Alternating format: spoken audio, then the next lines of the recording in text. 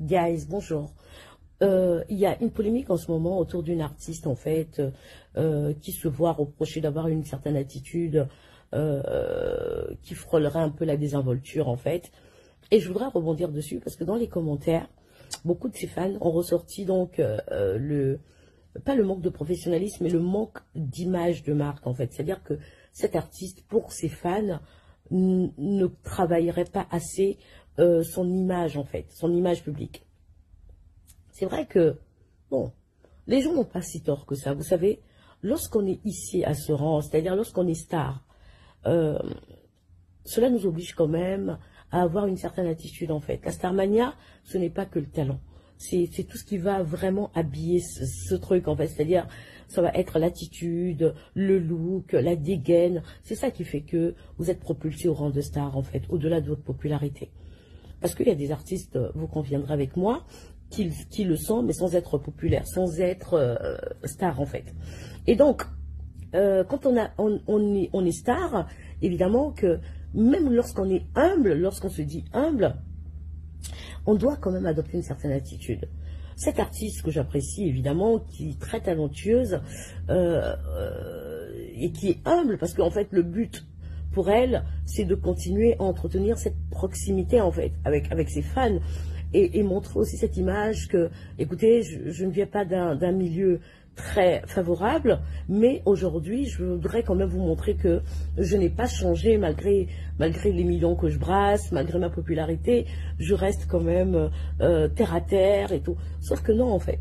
En réalité, non, c'est vraiment une grosse erreur de communication.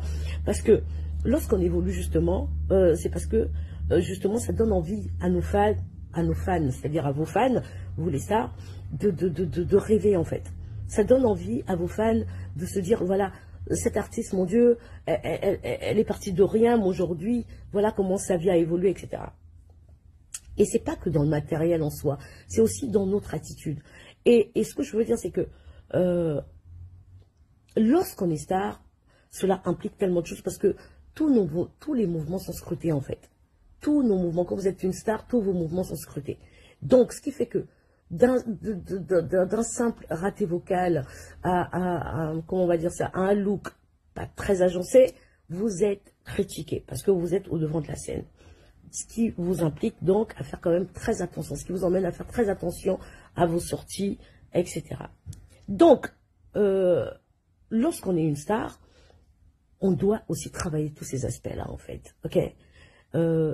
L'humilité ne doit pas frôler avec la désinvolture. Pas du tout. Non, non, non, non.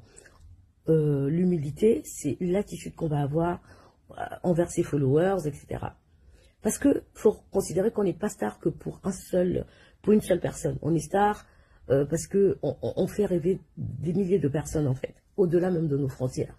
Et donc, quand des partenaires commerciaux, des potentiels partenaires commerciaux voient ça, et qui ne soient pas de votre, comment on va dire ça, de votre contrée, de votre nationalité, de votre origine, ils se disent, il y a un truc qui ne va pas, en fait. Parce que c'est pas comme ça qu'ils ont l'habitude de caractériser les stars, en fait.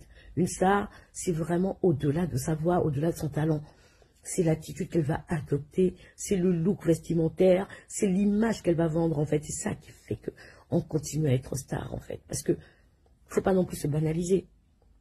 Le but ici n'est pas non plus de se banaliser, parce qu'on veut à tout prix montrer qu'on est humble. Non, pas du tout. On peut l'être, mais sans se banaliser. Donc je pense que, honnêtement, beaucoup de nos artistes, en fait, devraient faire attention à cela. Faut comprendre que la Starmania, c'est bien, vous pouvez, au départ, ça vous surprend, mais après vous pouvez la travailler de telle sorte qu'elle perdure ad vitam aeternam, comme les grandes stars qu'on connaît, les Madonna, les Beyoncé, etc. Parce que ce sont des femmes, au-delà de leur talent, qui ont une attitude, qui ont une dégaine qui fait que les gens accrochent, en fait, et continuent de les aduler. D'accord? Donc, il faut faire attention à cela. Trouver le juste milieu entre l'attitude qu'on va avoir et nos propres valeurs. C'est-à-dire que ce n'est pas parce qu'on serait bien habillé, c'est pas parce qu'on va on va sembler un peu moins proche de son public que l'on n'est pas humble ou que l'on n'est pas accessible. Non, pas du tout.